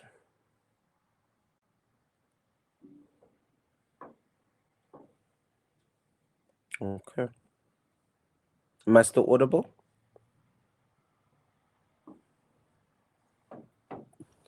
Yes, doctor. All right, good. So perianal abscess and fistula and ano, right? So this is a very common question that they'll ask you. What's the pathophysiology of a perianal abscess, right? So you must say 80 to 90% of perianal abscesses occur due to the cryptoglandular theory, right? Where there is obstruction of the crypts of Mogagni, which result in secondary infection and suppuration, which follows the path of least resistance and abscess formation. Okay. The other 10% of causes, right, the remaining 10 to 20% are caused by an abscess. A perianal abscess can be caused by radiation, by trauma, inflammatory bowel disease, malignancy. So whether it's anal ACC, anal lymphoma, doesn't matter. So any malignancy of the anal area, and then you get these fungal or mycobacterial infections, right? So TB. Okay. So I think I was asking some people the other day what the risk factors for anal ACC was, and they mentioned perianal abscess or fissure and ano. No, it doesn't work both ways, right? So an abscess can be caused by malignancy, but an abscess isn't a risk factor for cancer. Okay. So any recurrent abscess at the same area should be regarded as a fistula and it should be treated as such. Right. So locations, 4 locations are described, which is perianal is the most common, simplest to treat, can have rectal, intersphincteric, and supralevator abscesses. Patients are going to present with pain and features of inflammation. You guys know what those are. Then the clinical features may be obscured if it's a supralevator abscess. All right. The patient will usually have these obscure signs like spurious diarrhea, an unexplained sepsis, tenesmus, and pelvic pain. If the patient comes with that, you must always try to consider they might not have a supralevator abscess. Right? Not readily available, but the main way that you can actually diagnose these is with a pelvic MRI or endoanal ultrasound, pelvic MRI. Okay. So manage. Remember, it's an abscess. Okay. So prompt incision and drainage with adequate drainage of pus and prevention of premature closure of a tract is a mainstay of treatment. Okay. If a fistula is present at the time of drainage, you don't attempt a fistula surgery as this carries a risk of incontinence. You just drain the abscess and get out. Right? The issue of antibiotics, generally not indicated, but exceptions can be made. Right? So you'll consider in patients with artificial implants like hips, valves, meshes, right? Patients that are immunocompromised, and obviously patients that show systemic signs of sepsis, right? But if it's just local sepsis with an abscess, you just need to drain them. They don't need antibiotics. Okay. So immunocompromised, not just RVD, that includes patients who are diabetic, right? Patients with autoimmune diseases that are on high dose steroids, patients that are frail or very elderly, patients are nutritionally depleted, right? Okay. So complications of perianal abscesses, they may develop life-threatening perianal sepsis or Fournier's gangrene if not managed rapidly and appropriately, right? 33 to 50% will develop a fistula in ano. Okay. So that this is the important thing about draining abscesses. I know it might be looked down upon, and that's why it's so important for you guys to know about perianal abscesses, be able to diagnose it so that it can get properly drained. Because once somebody has necrotizing fasciitis or has Fournier's gangrene, that patient's mortality rate will be very high, right? The chances of them dying is very, very high. So the simpler thing is to identify it early and just drain it. Okay. Any questions before I move to fistulas? I think it's the last or second last. Yeah, no, it's the last thing.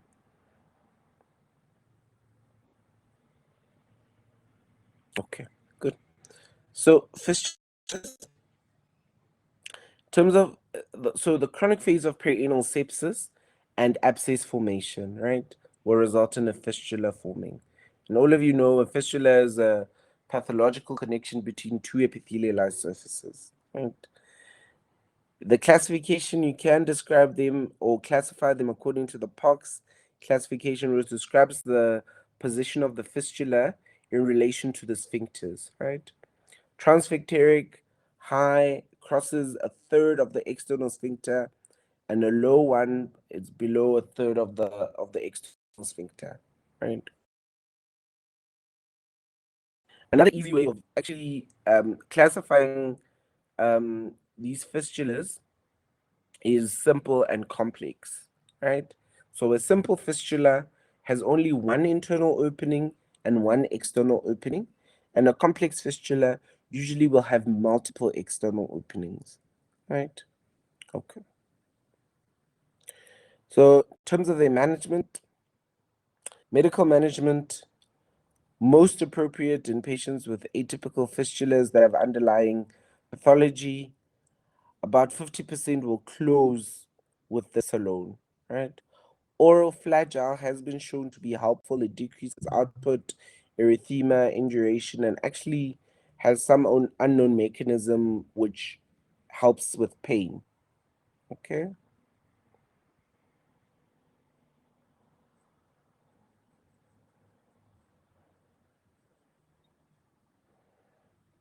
No, I think the slide has been moved somehow, because this is the treatment for fistulas that are caused by inflammatory bowel disease. But anyways, if it's Crohn's that's causing fistulae, you give them infliximab, right? Medical treatment first line for IBD related fistulae. Even during this phase, liberal use of loose Seton sutures can be used, right? So simple fistulas, submucosal intersphincteric transficteric low fistulas.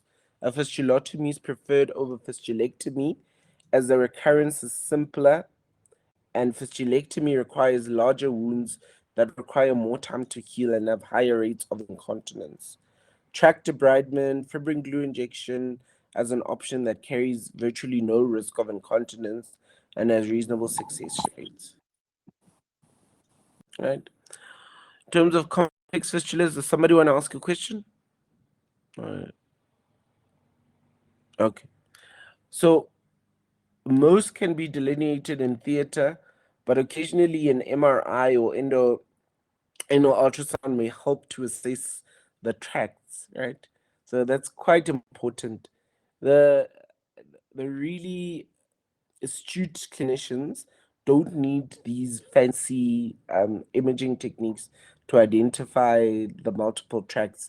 They can usually do that in theater, but I mean, for just the average clinician, it's usually more prudent to have imaging first.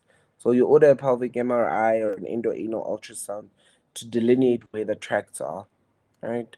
With the endoanal ultrasound, they will usually use peroxide, right? Because it causes bubbles along those tracts, and you're actually able to identify those bubbles with the ultrasound, and that's how you'll see where the tracts are.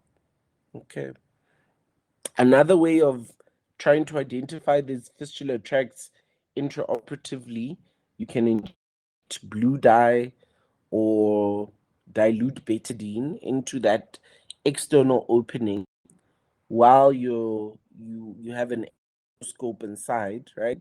And you'll see where that fluid is coming out internally to be able to identify where your internal opening is. Okay. So fibrin glue, tract debridement and fibrin glue remains a viable option, and there's low risk low risk to the patient, and is reproducible and doesn't burn any bridges. Right? These fibrin glues, I mean, they're reported to have these success rates of 31, 85%. Most of these studies are actually they're actually sponsored by industry, right? So you need to take these results with a pinch of salt. Sometimes they're just really a way to kind of make money. Fibrin glue doesn't work very well, but you must know that it's one of the treatment options. Okay, and at least it doesn't burn any bridges. You don't have a risk of incontinence. Okay, you can also use fistula plugs. These also have good results that have been shown if technical success has been achieved. Right, the plug is pulled down from the internal opening outwards to allow the plug to wedge into the internal opening. Right, the external opening must be left open. Otherwise, a closed loop obstruction is created, which should lead to an abscess formation. Right, because remember that sepsis still needs to drain somehow. There isn't really any long-term data as of yet. Okay. So complex fistulas, the other way we can manage them is doing an endoanal advancement flap. It has success rate of up to 98%, right? You don't divide the sphincters. It is limited wound morbidity. However, traditionally thought that advancement flap cannot cause incontinence, have been dispelled. In some studies, up to 20% report some degree of incontinence. The idea that fibrin glue underlying the flap may improve the outcome has also been disproven, right? So you can either do a full thickness or a partial thickness flap. Partial thickness has higher failure rate, right, than a full thickness flap. So you basically just do a flap and you cover that internal opening, and that should alleviate. You're almost doing like a plug, just like the way you plug the internal opening. You let the external opening, leave it open, the sepsis drains, and the tract should close down. Right.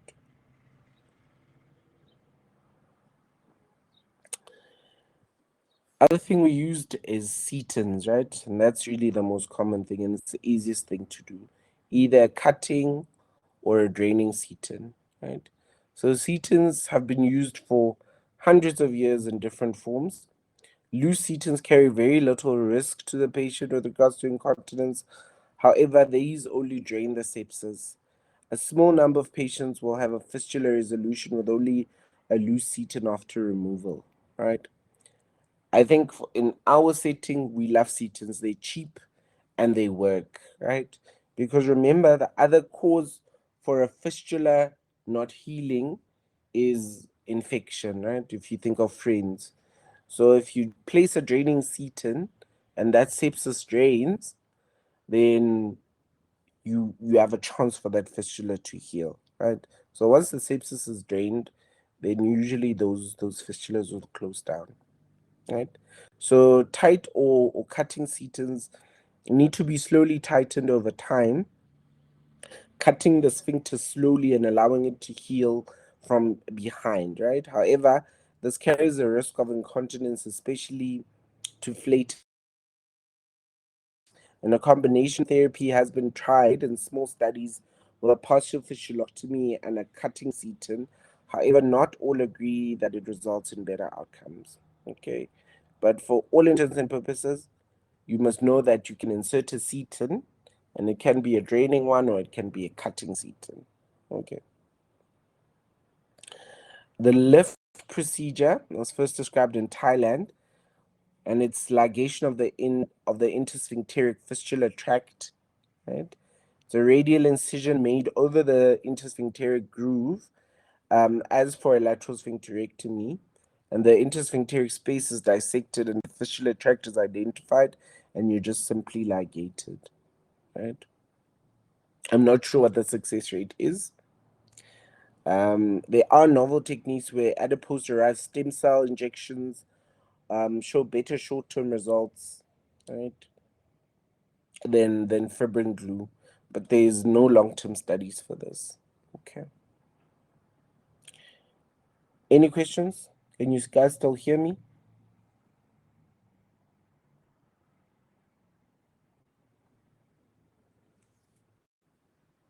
Yes, Doctor, we can hear you. Okay. So let's move on to perianal warts or condylomata. Okay. So warts are the most commonly developed secondary to HPV infection, right? Subtypes of particular concern that carry a higher risk of malignancy are 16, 18, 31, 33, 35. So intraepithelial neoplasia may be hidden within the large lesion and tend not to heal well in patients with a CD4 less than 50. Okay. Now, all patients that present with perianal warts or anogenital warts should be tested for HIV, including CD4 count and viral load if they're positive, and thereafter should be initiated on ARVs, right? Most likely to prevent the recurrence of the disease. Okay. So topical treatments may be appropriate for small lesions surrounding the anus. So you can use podophyllin, you can use Aldara cream, 5-fluorouracil. There's a cream formulation of that. You can also use cryotherapy. You can also, yeah, right. So the surgical management may be indicated in patients who do not respond to medical therapy or those ones with large cauliflower masses with suspected underlying atypia, right? So excision is preferred to cauterization, and it allows examination of tissue for histology. If significant defect will remain, fecal diversion may be indicated. And there's a concept of the disintegrating perineum, which you don't really see a lot of anymore, but it's HIV-associated perineal disease, which resulting in perineal destruction due to uncontrolled sepsis. This usually was prior to the development of highly active antiretroviral therapy. It's largely disappeared since heart has become widespread, right? Incontinence, time is it? We're past the 45-minute mark. I don't think anybody is paying attention anymore. Any questions with regards to perianal warts? This is really a high-level summary. This is all you need to know. Wow, for exam purposes. Any questions?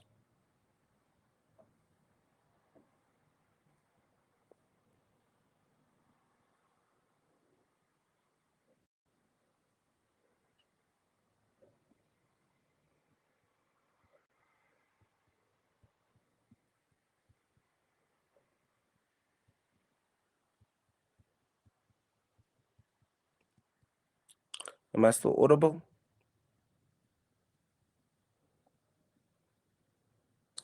Yes, doctor. Do you guys have any questions? Or is everything crystal clear?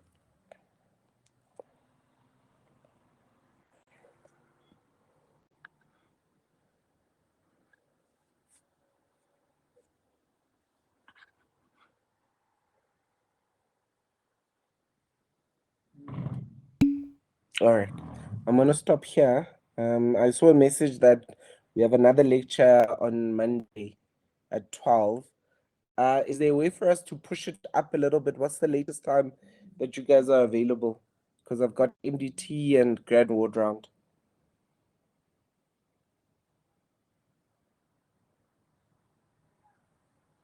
Will the group leader text me now? All right.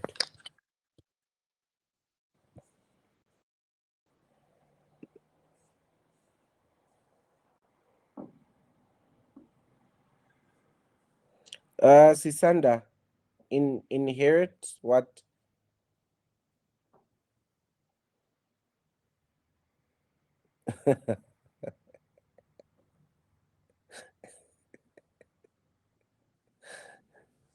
I'll think about it.